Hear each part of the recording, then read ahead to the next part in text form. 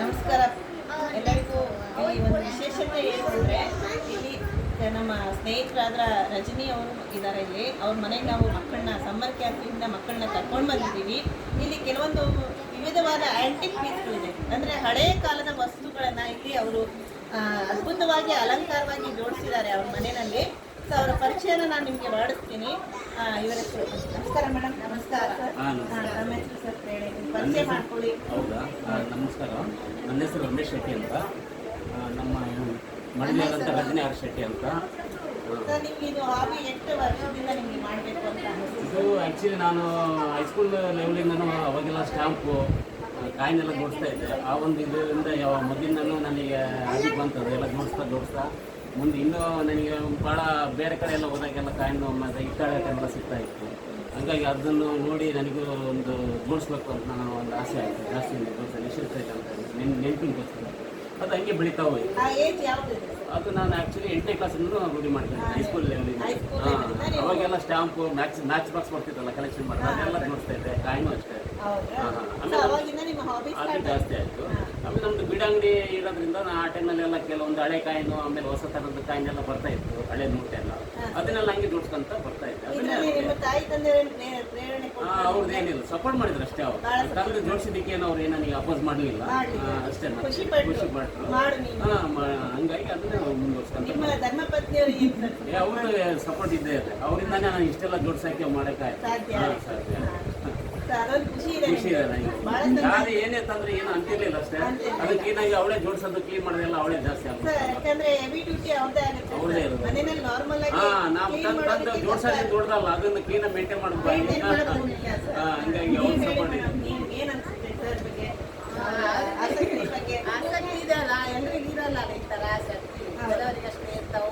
ಅಂದರೆ ಖುಷಿ ಆಗುತ್ತೆ ಎಲ್ಲ ಹಳೆ ಸಾಮಾನೆಲ್ಲ ನೋಡಿ ನೋಡುತ್ತಿರುವಂಥ ವಸ್ತು ಎಲ್ಲ ಇರ್ತಾವಲ್ಲ ಭಾಳ, ಅದೆಲ್ಲ ನೋಡ್ದಂಗೆ ಒಂಥರ ಇದಾಗುತ್ತೆ, ಖುಷಿ ಆಗುತ್ತೆ. ಅಂದ್ರೆ ಪ್ರತಿಯೊಂದು ವಸ್ತುನು ನೀವು ಮೈಂಟೈನ್ ಮಾಡಿಕೊಂಡು ವೀಕ್ಲಿ ಅದನ್ನ ಕ್ಲೀನ್ ಮಾಡೋದು, ಅದೊಂದು ಪಾತ್ರ. ಯಾಕಂದ್ರೆ ನೀವು ಸಪೋರ್ಟ್ ಮಾಡಿದಂಗೆ ಹಸ್ಬೆಂಡಿಗೆ ಅಲ್ವಾ, ಅವ್ರ ವಸ್ತುಗಳನ್ನ ಸೇಫ್ ಆಗಿ ನೋಡಿಕೊಂಡು ಅದನ್ನ ಕ್ಲೀನ್ ಮಾಡ್ಕೊಂಡಿರೋದು. ಸರ್ ಇದನ್ನ ನಿಮಗೆ ಫ್ರೆಂಡ್ ಸರ್ಕಲ್ ಈ ಥರ ಇದ್ದಾರೆ ಸರ್? ಅಥವಾ ನೀವು ಇಲ್ಲ, ಇದು ನಮ್ದು ಗ್ರೂಪ್ ಮಾಡ್ಕೊಂಡಿದ್ವಿ. ಗ್ರೂಪ್ ಈಗ ಸ್ಟಾರ್ಟ್ ಆಗಿದೆ ಅಷ್ಟೇ, ಮೊದಲು ಇರಲಿಲ್ಲ.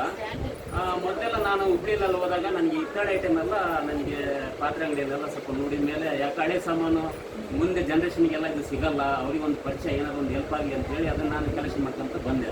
ಹಂಗಾಗಿ ಒಂದೊಂದು ಜಾಸ್ತಿ ಆಗಂತ ಬಂತು. ಆ ಟೈಮಲ್ಲಿ ಹಳೆ ಕಾಲದ್ದು ಚಿಮ್ನಿ ಆಗಲಿ, ಅವೆಲ್ಲ ಕೆಲವೊಂದು ನಾವು ಯೂಸ್ ಮಾಡೋ ಅಂಥದ್ದು ಇದಾವೆ.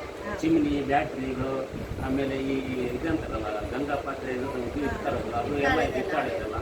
ಅದು ಹಂಗಾಗಿ ಒಂದು ಜೋಡಿಸ್ಕೊಂತ ಜಾಸ್ತಿ ಆಗಿದೆ. ಈಗ ಮನೆ ತುಂಬ ಅದೇ ಆಗಿದೆ ಈಗ.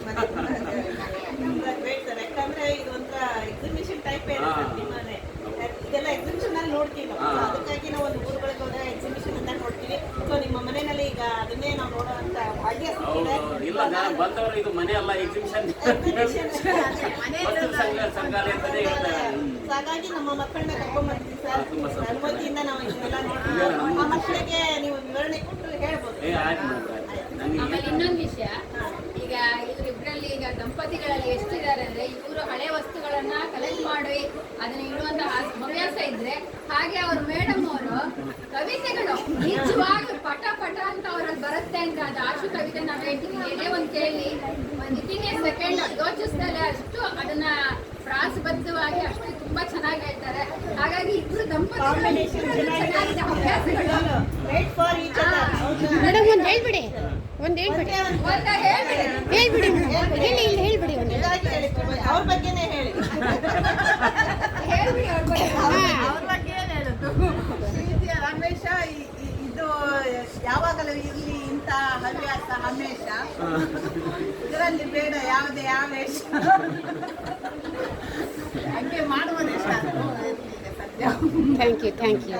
ತುಂಬಾ ಚೆನ್ನಾಗಿ, ಅಂದ್ರೆ ದಿಢೀರಾಗಿ ಅದನ್ನ ಬರೋರಿಗೆ ಕಲೆನೇ ಅದ್ಭುತ ಕಲೆ ಮಾಡ್ಬೋದು ಅಂತ ನಾನು ಎಷ್ಟು ಸಲ ಹೇಳಿದ್ದೀನಿ ನೋಡಿ, ನನ್ನ ಬಗ್ಗೆ ಒಂದು ಸೌನ ಬಗ್ಗೆ ಇವತ್ತು ಆಯ್ತಲ್ಲ ಬಿಡಿ, ಒಂದು ಚುಟುಕಾದ್ರೆ ಬಂತಲ್ವಾ ನಮ್ಮಿಂದ. ಹೌದಲ್ಲ, ಇವತ್ತು ಒಂದು ಚುಟುಕ ಬಂತಲ್ಲ, ಅದಕ್ಕೆ ಖುಷಿ.